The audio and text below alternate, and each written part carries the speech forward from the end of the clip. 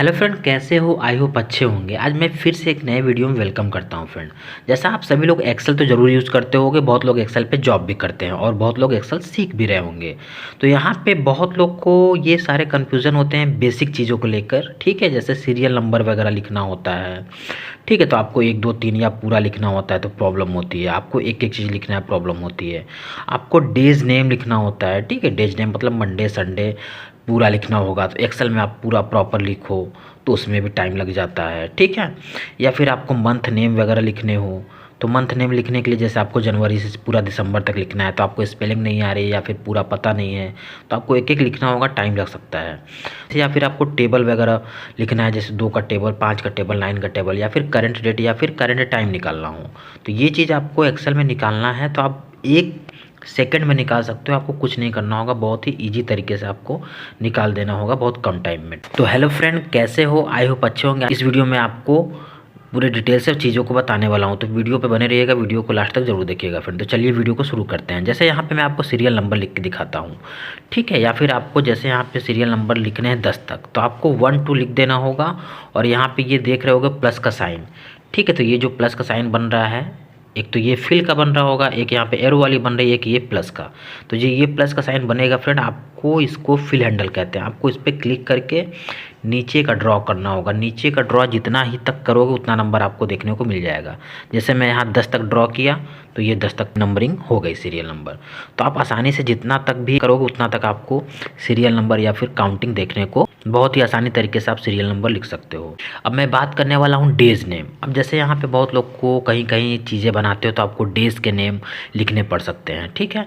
या फिर आप सीखते हो तो आपको क्या करना होता है, संडे लिखना होगा, मंडे लिखना होगा, आपको पूरा प्रॉपर लिखना होगा, ठीक है। तो आपको कुछ नहीं करना है, आप केवल संडे लिख के मंडे लिख दोगे और इसको यहाँ पे आप ये प्लस का साइन या फिल हैंडल कहते हैं, जब ये बन जाएगा यहाँ पे आपको क्लिक करके ड्रैग इस तरह से ये कर सकते हो। देखो नीचे आप ड्रैग करोगे तो आपको देखने को मिल रहा होगा ऑटोमेटिक। तो आप जहाँ तक लिखोगे, जहाँ तक ड्रैग करोगे वहाँ तक आ जाएगा। अगर उस नीचे ड्रा करोगे तो फिर से वो रिपीट कर देगा, ठीक है।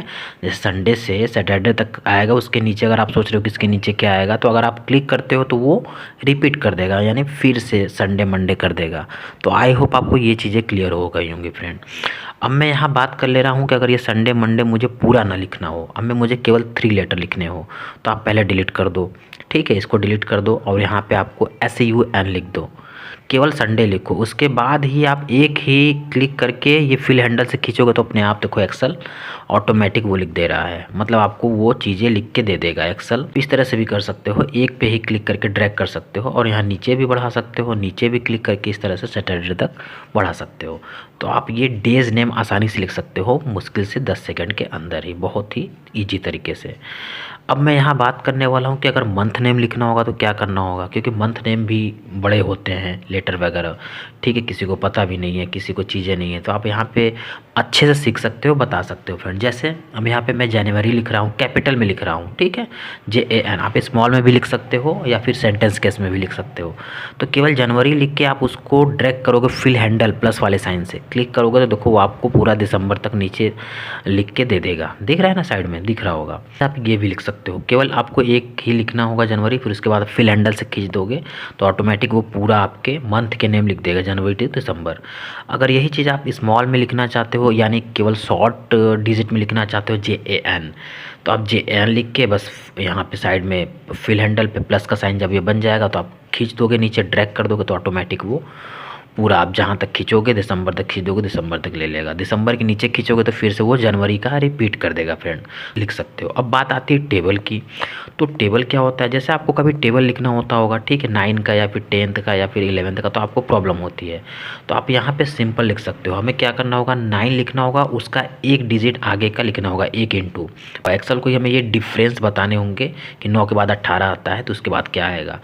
तो फिर जैसे ही क्लिक कर दोगे तो आपको वो टेबल 9 दहा में 90 होता है, तो हमें 90 तक यहाँ नीचे दिख जाएगा, तो वो टेबल भी लिख के दे देगा फ्रेंड। देख रहे हो जैसा आपको नीचे यहाँ पे दिख रहा होगा 90 तक। आप सोच रहे हो सर उसके नीचे अगर खींचते हैं तो क्या होगा, तो उसके नीचे खींचोगे तो फिर से वही रिपीट कर देगा। एक्सेल को हमें ये बताना होता है कि हम कितने डिफरेंस पे उन चीज़ें को लिख रहे हैं।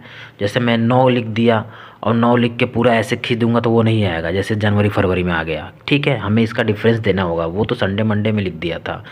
तो इस तरह से आपको ये करना होगा, 2 लिखना होगा, मतलब 9 लिखना होगा, 18 लिखना होगा, उसके बाद क्या आएगा ये दिखाना होगा। अब जैसे 9 मैं 9 के बाद 17 लिख देता हूँ तो एक्सेल को उतने का ही डिफरेंस वो लिख के दे देगा। ठीक है, उसको ये नहीं पता है कि 9 के बाद 18 आता है कि आप उसको जो कमांड दोगे, जो डिफरेंस दोगे वो वहीं पे करेगा। तो आपको 2 मिनिमम डिफरेंस देने ही होंगे। ठीक है, आई होप आपको ये भी चीज़ें क्लियर होगी। आप किसी का भी टेबल लिख सकते हो, जैसे 135 या फिर आप 99 का लिख सकते हो। ठीक, तो उसके बाद 92 क्या होगा तो आपको पता ही है।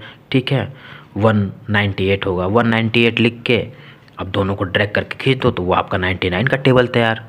तो इस तरह से आप किसी का भी टेबल तैयार कर सकते हो फ्रेंड। तो आई होप आपको ये भी चीज़ें क्लियर हो गई होंगी।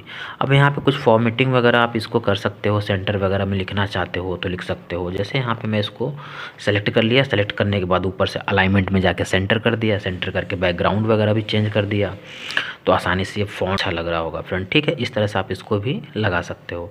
तो अब बात आती है करंट डेट की। तो करंट डेट के लिए क्या करना होगा, कंट्रोल के साथ कॉलन बटन करना होगा। कंट्रोल के साथ कॉलन बटन जैसे ही करोगे आपको करंट डेट जो भी आपके सिस्टम में सेव होगा वो आपको देखने को मिल जाएगा फ्रेंड। ठीक है, कंट्रोल के साथ कॉलन करोगे में कॉलन की बटन दिख जाएगी फ्रेंड। साइज़ वगैरह आप बढ़ा सकते हो, इसको थोड़ा सा इसके फॉन्ट में आप ला सकते हो, इस फॉर्मेट में ला सकते हो।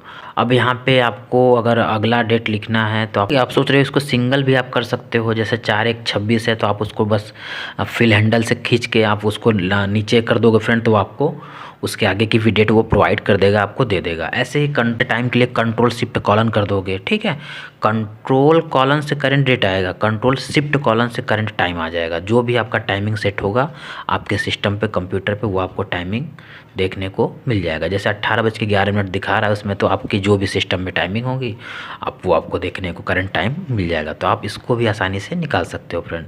इसकी थोड़ी साइज़ वगैरह बढ़ा दो और इसको आप फिल हैंडल खींच के नीचे भी इसको कर सकते हो। तो मैं कंट्रोल शिफ्ट कॉलन फिर कर दिया तो 8:12 हो गया क्योंकि वो 1 मिनट और बढ़ गया। ठीक है, जो भी घड़ी दिखा रहा होगा उसके अकॉर्डिंग दिखा देगा। आप सोच रहे हो कि ये अपडेट होगा हमारे सिस्टम की घड़ी के अकॉर्डिंग, तो ये अपडेट नहीं होगा। ठीक है, जो भी टाइम आप दे दिए, अगर बाद में टाइम बदल रही है तो वो नहीं बदलेगी फ्रेंड। आप इसको यहाँ पे फिल हैंडल से खींचोगे तो उसके वो आगे की मिनट वगैरह जो होंगे 18:12 13 मिनट वो आपको दे देगी, प्रोवाइड कर देगी, लेकिन वो घड़ी के अकॉर्डिंग नहीं देगी, वो एक्सेल के अकॉर्डिंग देंगे फ्रेंड। तो आई होप आपको ये करंट टाइम भी आप एक्सेल में निकाल सकते हो आसानी से। तो इनको ऐसे फिल हैंडल की सहायता से भी कर सकते हो। फिल हैंडल की सहायता से करोगे तो आपको वो 18 के बाद 19 20 21 सीक्वेंस में प्रोवाइड कर देगा जैसे एक्सेल करता है। तो ये इस तरह से आप यहाँ पे इस कलर वगैरह लगा सकते हो। ठीक है, फिल कलर में जाके कलर वगैरह भी लगा सकते हो फ्रेंड। बॉर्डर लगाने के लिए सेलेक्ट कर लो, कंट्रोल टी करोगे तो कंट्रोल टी करने के बाद क्रिएट टेबल हो जाएगा। तो आप टेबल में ये इस तरह से बना सकते हो। अगर आप इस तरह से टेबल नहीं बनाना चाहते हो फ्रेंड तो आपको ऊपर इसको हटा के, ठीक है फ्रेंड, आप इसको हटा सकते हो। और यहाँ होम में आने के बाद आपको देखो यहाँ पे फॉन्ट वाले सेक्शन में बॉर्डर दिख रहा होगा, बॉर्डर लगा के ऑल बॉर्डर कर दो तो आपको ये पूरे प्रॉपर बॉर्डर के साइड में दिख रहे हैं, प्रॉपर अच्छे से देखने में एक तरह से डाटा दिख जाएगा। तो ये बहुत ही बेसिक चीज़ थी फ्रेंड, हम उसको यूज़ ज़रूर नहीं करते हैं। इसको प्रिंट भी आप कर सकते हो। ठीक है, तो यहाँ प्रिंट करने के लिए प्रिंट ओरिएंटेशन में जाके लैंडस्केप कर दोगे तो आपको ये पूरा एक पेज में प्रिंट भी देखने को मिल जाएगा फ्रेंड। ठीक है फ्रेंड, तो आप इस तरह से ये चीज़ें कर सकते हो। बहुत ही बेसिक चीज़ें थी फ्रेंड। अगर कोई भी कन्फ्यूज़न या फिर क्वेरीज हो तो मुझे कमेंट करिएगा, मैं इसके आगे भी वीडियो और लाऊंगा फ्रेंड, और भी बेसिक और इंपॉर्टेंट जानकारी देने की प्रयास करूँगा। तो फ्रेंड, तो आज के लिए इतना ही रखते हैं, मिलते हैं नेक्स्ट वीडियो में। Thank you.